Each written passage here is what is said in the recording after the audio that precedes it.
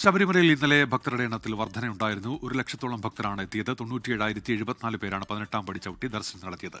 ഇന്ന് രാവിലെ മുതൽ വലിയ തിരക്കാണ് സന്നിധാനത്ത്. സുജിത് സുരേന്ദ്രനുണ്ട് സന്നിധാനത്ത്. Sujith, good morning. എന്തൊക്കെയാണ് വിവരങ്ങൾ സുജിത്?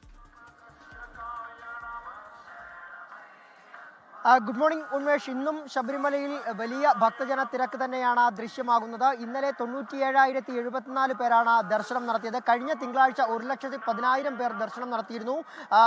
കഴിഞ്ഞ തിങ്കളാഴ്ചത്തേക്കാൾ വലിയ കുറവൊന്നും തന്നെ ഇല്ല എന്ന് തന്നെ പറയണം. ഇന്നലെയും തിരക്ക് അനുഭവപ്പെട്ടത്.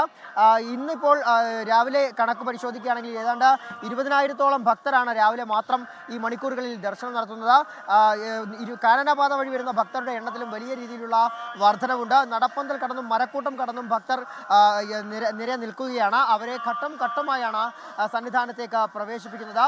മണ്ഡല പൂജ 26, 27 തീയതികളിലേക്ക് മണ്ഡല പൂജയിലേക്ക് എത്തുമ്പോൾ സന്നിധാനത്ത് ഈ തിരക്ക് വലിയ രീതിയിൽ വർദ്ധിക്കുകയും ചെയ്ത ഒരു സാഹചര്യത്തിൽ സുരക്ഷയും അതുപോലെ തന്നെ ഭക്തർക്ക് കൂടുതൽ ബുദ്ധിമുട്ടുകൾ ഉണ്ടാകാതിരിക്കുന്നതിനുള്ള ക്രമീകരണങ്ങളും പോലീസും ദേവസ്വം ബോർഡും ചേർന്ന് ഒരുക്കുകയാണ്.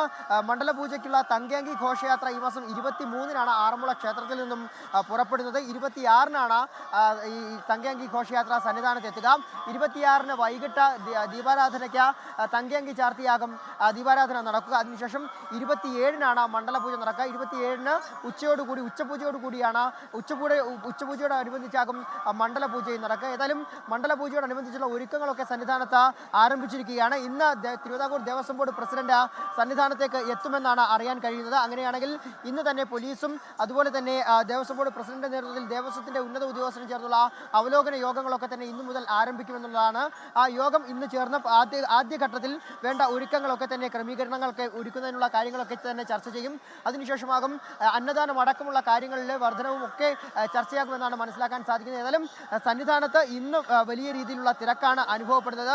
ഞായർ, ശനി ദിവസങ്ങളിലാണ് തിരക്ക് കുറയുന്നതെങ്കിൽ തിങ്കളാഴ്ച, ചൊവ്വ ദിവസങ്ങളിൽ തിരക്ക് വർദ്ധിക്കുന്ന ഒരു സാഹചര്യമാണുള്ളത്. ഇന്നും സന്നിധാനത്ത് സമാനമായ രീതിയിൽ സ്വാഭാവികമായ വലിയ തിരക്ക് തന്നെയാണ് ദൃശ്യമാകുന്നത്. ഉന്മേഷ്.